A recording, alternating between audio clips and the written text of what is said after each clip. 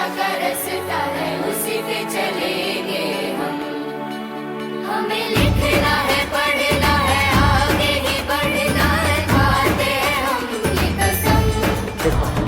आज का हमारा टॉपिक है तालाब, झील एवं नाला। तालाब, झील एवं नाला में जो उगते हैं पौधे के बारे में हम भ्रमण करने के लिए आए हैं ना, मतलब टूर पे आए हैं। क्या आप लोग देख सकते हैं ये तालाब है या झील है या नाला कहते हैं? नाला, क्योंकि चारों ओर क्या है, इनकी सराउंडिंग घिरा हुआ। इनकी हरा हरा क्या दिख रहा है? पौधा दिख रहा है ना। ये इसको क्या कहते हैं? जो पौधे पानी में रहते हैं उसको क्या बोलते हैं? जलीय पौधे। क्या कहते हैं? जलीय पौधे कहते हैं। अब हम देखेंगे कि जलीय पौधे और स्थल पे जो पाए जाते हैं, जमीन पे जो पौधे, उससे क्या डिफरेंट है? आपको मट्टी पे उगा हुआ है, ये पानी में, इसीलिए इसको क्या कहा जा रहा है? जलीय पौधे। क्या कहा जा रहा है? जलीय पौधे कहा जा रहा है। अब बताओ, क्या उस प्लांट को खनिज हो गया, जल हो गया, वो किससे कौन उसको ट्रांस करता है? उसको धरती से सब कुछ मिल रहा है, जल रूट ट्रांस करता है ना। क्या इसमें क्या करेगा? इसको ऑलरेडी इसमें जल है, ये है, खनिज है, ये है, इसमें कौन ट्रांस करता होगा? इसमें भी जल का क्या कार्य होगा? इसमें जल का कार्य होगा कि ऊपर तक पानी नहीं, इसमें देखो जर का कार्य नॉर्मली ये है क्योंकि पानी ऑलरेडी इसमें है। इसमें जर का कार्य है कि इसको जकड़ी हुए तलहटी को रखना। अब उस पेड़ का उस स्थल पे जो जमीन पे जो प्लांट है उस पौधे का पेड़ जड़ का क्या कार्य था? उसके जड़ का ये कार्य है कि जल पानी पहुंचाना है पौधे को। मिनरल्स हो गया, वाटर हो गया, ये सब क्या करना? ट्रांस करना। यहाँ पे क्या है? पानी। जड़ क्या कर रहा है? जड़ का कार्य क्या है? इसको जकड़े हुए रखना। अब हम देखेंगे कि इनका स्टेम किस प्रकार है। अब बताओ, उसका तना कैसा है? उस पेड़ का तना मजबूत। उसका तना बहुत ही ज्यादा मजबूत फैला हुआ भी है। लेकिन जल में जो पौधा होता है उसका तना कैसा होता है? बहुत खोखला होता है, कोमल होता है। सेब के बारे में बताओ, इनका आकार कैसा है? इनसे कितना तुलना कीजिए तो वो बड़ा, वो बहुत बड़ा, ये बहुत छोटा। जो जल में जो पौधे होते हैं उनका आकार कैसा होता है? बहुत छोटा होता है। बेसिकली यहाँ तो आसपास में कोई कमल हो गया, ये सब पौधा तो नहीं हम दिखा सकते, लेकिन नॉर्मली यही था। तो समझ में आया ना, जल और जलाशय पौधे में और जमीन पे पाए जाते वो प्लांट में कितना डिफरेंट है।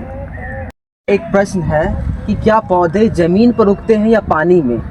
दोनों जगह उगते हैं। जमीन पे भी उगते हैं, पानी में उगते हैं। लेकिन जो जमीन पे उगता है उसका शेप और साइज अलग रहता है, जो पानी में उगता है उसका शेप और साइज अलग रहता है। चलिए साविया, जो पौधे जल में उगते हैं उसको क्या कहते हैं? जलीय पौधे। जलीय पौधे कहते हैं। जलीय पौधे की कुछ विशेषता बताएं, इनकी तनी के बारे में बताएं, स्टेम के बारे में।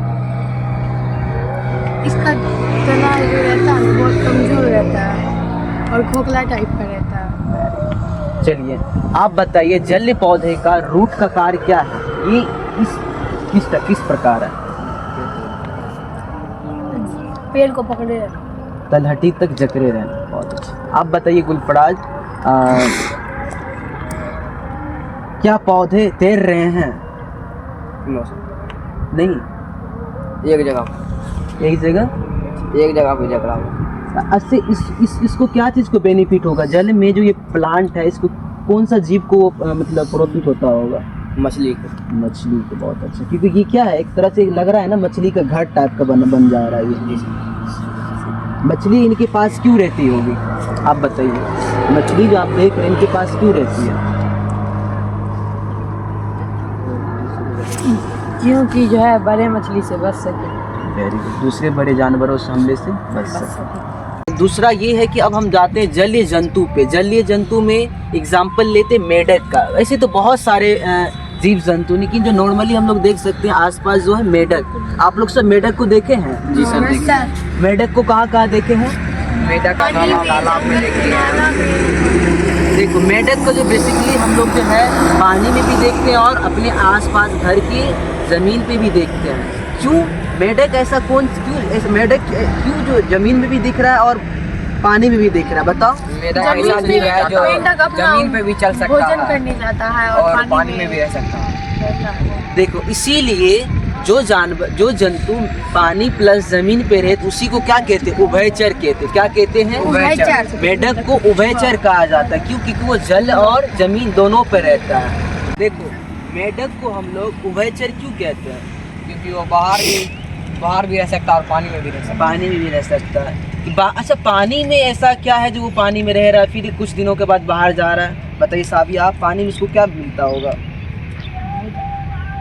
नहीं, देखो वो मेढक पानी जो में है रहा। मिलता, मेढक जो है रिप्रोडक्शन, वो अंडे से रिप्रोडक्शन करते हैं ना, वो अपने बच्चे अंडे कहाँ दे रहे हैं? पानी में। अब देखो क्या हम लोग भी प्राणी को भोजन चाहिए, तो क्या हम लोग बाहर नहीं जाते हैं, प्लांट लगाते हैं, जो भी हो अपने भोजन के लिए कुछ करते हैं। उसी तरह मेढक जो अपने भोजन के लिए कहाँ आते, पानी से बाहर जमीन पे आते, ताकि आखिर वो क्या अपना भोजन कैसे करते हैं?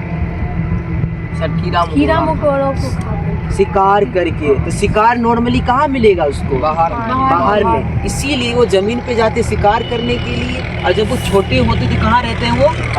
पानी में। इसीलिए हमें आसपास जो देखते हैं, कभी मेढक पानी में दिखते हैं, कभी जमीन पे दिखते हैं।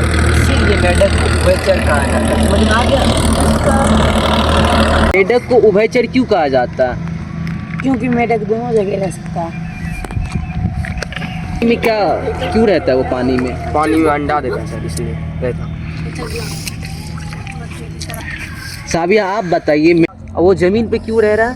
क्योंकि जमीन पे वो भोजन करने आता है। पानी में मतलब छोटा रहता है तो वो पानी में रहता है।